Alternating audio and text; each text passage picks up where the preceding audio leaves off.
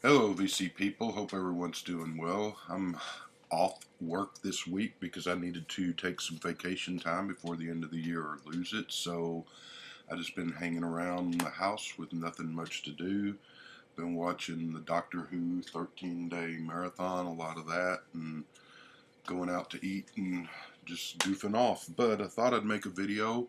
It's been ages really since I've made one, and I really need to get caught up on continuing the George Harrison album reviews and the Brian Wilson solo album reviews and other things I've been wanting to do, but I'm not going to do that right now. I thought I would do, it's October 2nd as we speak, so fall is finally here, been here for a couple of weeks or so now at this point. Absolute favorite, best time of the year. This run for me is you got college football starts, and who doesn't love that? You got cooler weather in time, though I'm in Texas, so we're finally all right at night and in the morning, but still been in the 80s to upper 80s during the day. I'm ready for it to dip down into the 50s and 60s all day. I envy Joe living in that winter wonderland up there in Soprano land, where he's about to get all that wonderful cold weather and snow and wear a big coat. Wish it was that way all year round personally. But it'll get cooler here. But it's fall, you got college football, like I said, you got Halloween, great time of the year, you got Thanksgiving, lots to eat, Christmas coming around, and that's really my favorite time of the year, that run from, say, September to about December 31st or so. Love it, love it, love it. But I was listening to a record, one of my favorite records, here quite a bit this last week, which is a record that I would describe as a very autumnal fall record. Nice, cloudy, cold, cooler weather at least record, and made me think of what are my favorite albums of fall. And so I started to put together a list. Was going to do a top 10, and then there were more, so it turned into a 15, and then it turned into a 18 or something, and then I just said screw it and threw the list out because I kept pulling out some records. And so this is my favorite albums of fall, or favorite album, not necessarily that these came out in the fall, some of them did, but these are my go-to albums in fall and into winter, not counting Christmas music because that's sort of its own category, so there's a lot of things there that would fit into. But I had made a list, like I said, started to make a list and sort of had things in some sort of order, but I threw caution to the wind and chucked the list. And so, just in no specific order, and feel free to leave a comment below with some of your favorite albums of fall and autumn and into winter, or make your own video because that would be fun too. So, like I said, no particular order. Some of these evoke the feeling of autumn for me. Some of them are just favorites because I'm not sure why. I think in a lot of cases I first learned about these records, or I bought them in fall way back when, fall or winter time, and so always sort of brings me back to that. But without further ado, and in no particular order, this is Paul McCartney and Wings. There's Paul there, in case you didn't know. This is London Town, and doesn't that just scream fall and autumn over there in merry old England? Wish it was like that in Texas today. It's sunny, bright, and probably 89 degrees out there right now, unfortunately. There's a flip side of autumn, but very sort of laid back, relaxing album. Good to listen to on a cold, drizzly, or just nice cold fall day. Nice little album by Paul. Moving along, we get to this is I believe the first solo album by Linda Ronstadt, called Hand Sewn and Homegrown.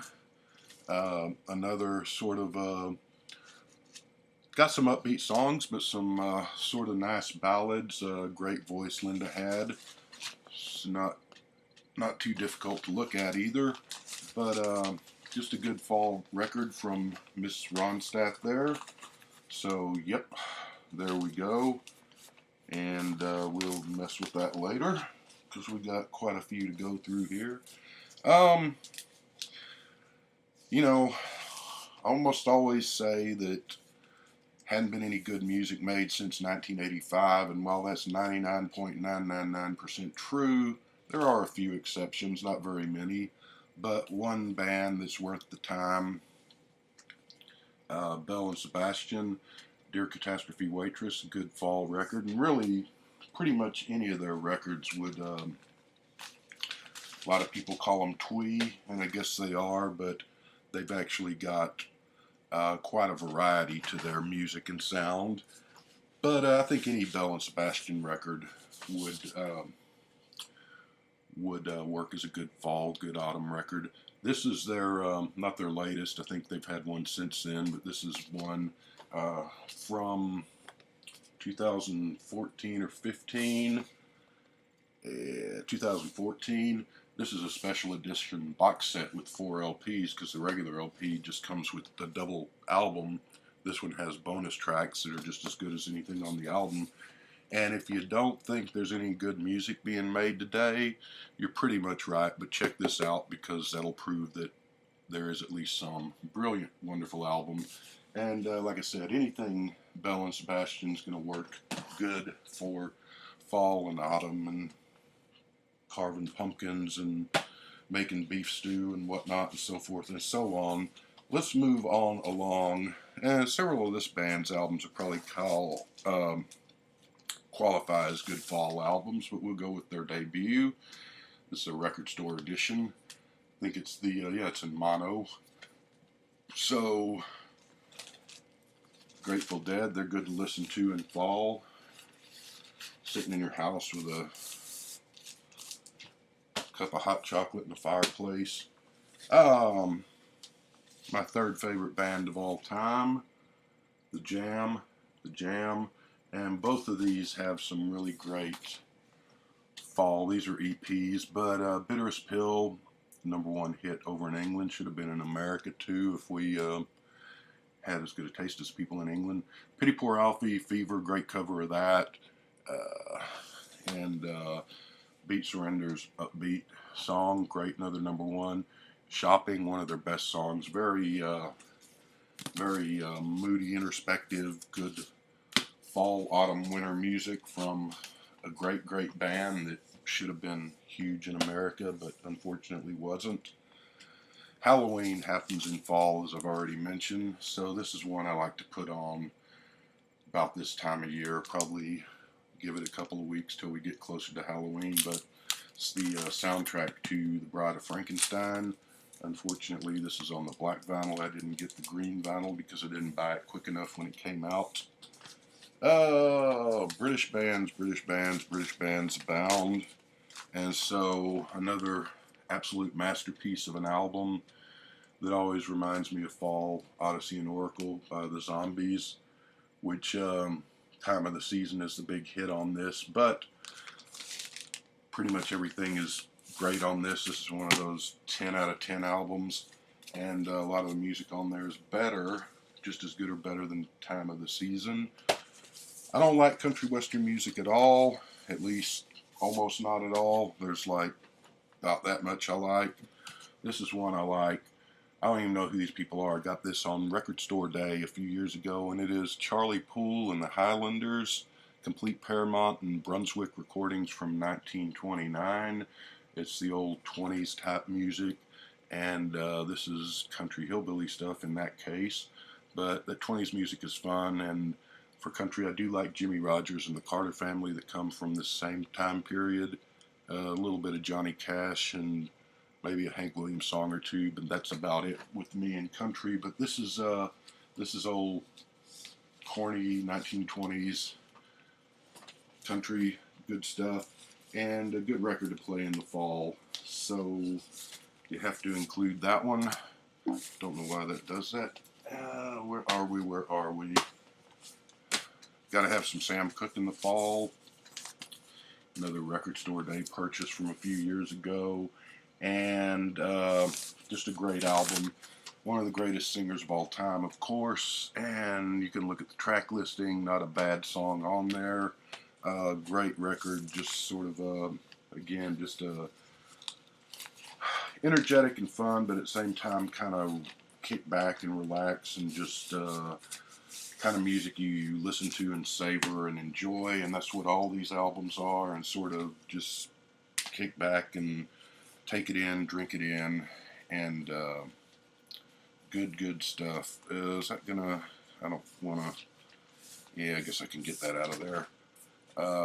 You guys might have heard of this band, and this is their most country, English meadow, bucolic, sort of laid back fall album, and it's a good one. So Jimmy Page is in that band. Good stuff.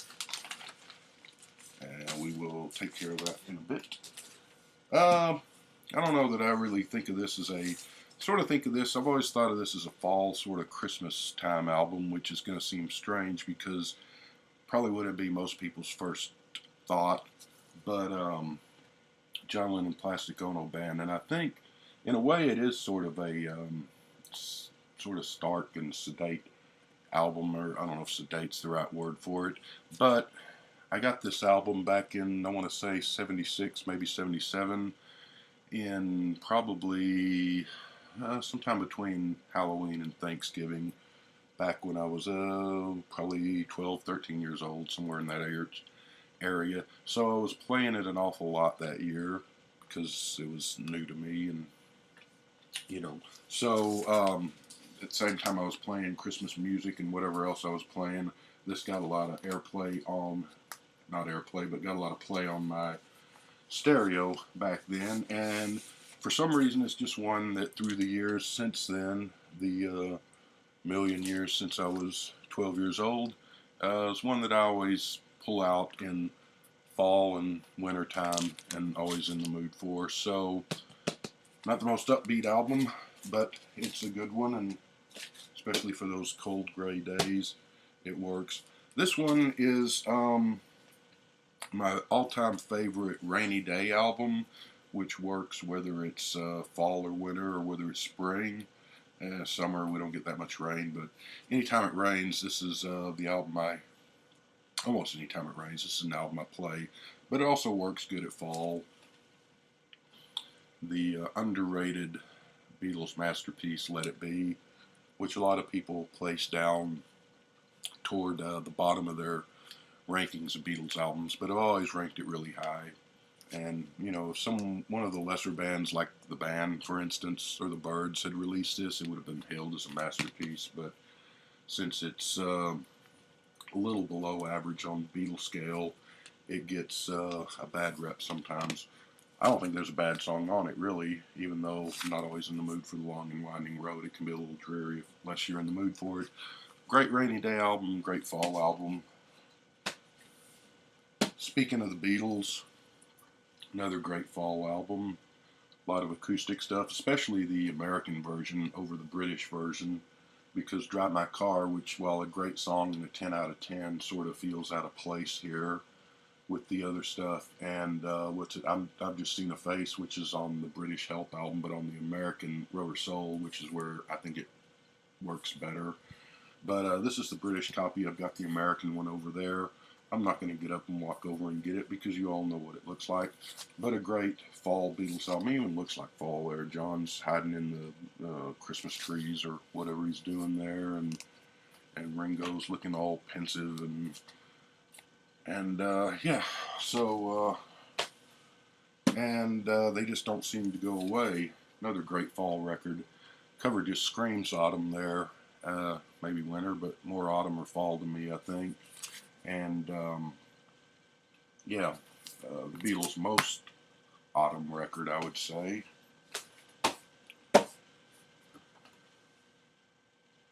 Well, I think this one too is just a great fall record, and really quite a few of George's albums could qualify for that, especially the self-titled George Harrison album from 1979, right?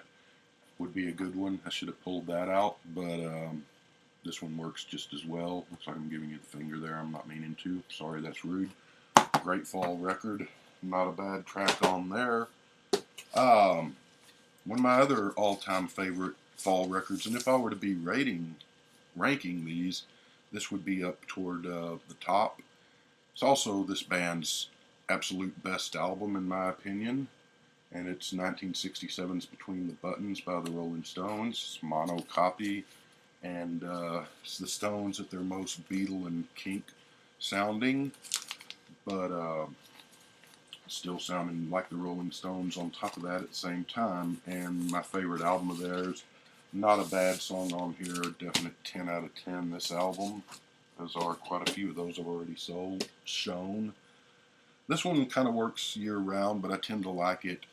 I tend to listen to it more in fall and winter. Also, this particular band's best album, Piper at the Gates of Dawn, the debut by Pink Floyd, and Syd Barrett, when he was still had his faculties, or at least enough of them to write all the songs and run the band. Another one that always plays well for me in autumn, and I think I did also get this probably around September, October back in 1980, and good autumn record by Bruce Springsteen there. And here's some more proof of new music or recent music that I actually like. Like I said, there's not very much of it, but My Bloody Valentine, and this is their comeback album from, I want to say, 2012 or 14. Came out 5-6 years ago, and just sort of hazy, fuzzy guitar, dream pop music that good thing to play when the nights are getting shorter and the days are getting colder. Just kind of a gauzy, dreamlike pop album, or rock album, pop, rock, whatever. It's pretty good stuff. The cheerful side of fall and winter, Joy Division, and this or their first album works just as well, even though I prefer this one to their first album. First album's great too. I don't know, I don't remember if Don't You Want Me, it seems like this came out in the summer back in 82. Maybe it was right as school was starting and going into fall, but this album and that song has always reminded me of the fall of 82, and so the album as well. And it sounds like a fall record, so it's another classic. Run out if you don't have it and buy it right this second. And we are winding down, and here's yet another recent album. I guess well, it's probably about 15 years old at this point, but maybe closer to 20, I don't know. I think this came out in the 90s. One of the very few records from the 90s I like. This is Eels, Blinking Lights, and Other Revelations. This is the box set on vinyl. This was never, as far as I know, released on vinyl other than this limited edition box, just on CD. Funny thing about the Eels, there's basically just one guy, can't remember the guy's name, but and just backup musicians that he uses, is I've heard other of their hits and music and didn't really move me much, but this album is a real treat, and several of these are Trouble with Dreams and trying to, If You See Natalie, in the what's the one about In the Yard Behind the Church. Quite a few of these kind of have a fall, autumn, winter vibe. Really good album, worth checking out. Give it a listen. Here is a band that pretty much any of their first 5 albums until Thompson and Denny left the band could qualify as a great fall album, This is Unhalf Bricking by Fairport Convention. This is from 1969, one of two albums they released in '69. Really, when you get to '69, this is probably like the third best album of '69, and about on par with the second best album of '69 in my opinion. Pretty close anyway. Not a bad song on here. Not a bad song on their other album of '69, What We Did for Our Holidays, or Legion Leaf from the following year. But this is the one I had out, and this is the one I've been playing all lot the last week or so, and that's what gave me the idea of doing my favorite albums of fall. And we wrap up with well, two to go. Wrap up with the second best album of all time, but fall classic, perfect album. It's about to have its big 50th anniversary coming up here on November 22nd. If you love 60s music and you don't have 60s music, you need to run out and buy this. And perfect album, not a bad song on it. So definitely has a fall vibe. Definitely has a sort of a home in the country in winter and fall vibe in England. But anyway, and last but not least, the best album in 1969, which also kind of always reminds me of autumn, and one that I like to play around this time of year quite a bit. The Arthur by the Kinks. Second best album of '69, if you're wondering, would be probably Abbey Road by the Beatles, even though this is pretty much close to equal to Abbey Road. And anyway, so your favorite albums of the fall, list them below, make a video, or don't, and we will see you all later. Have fun.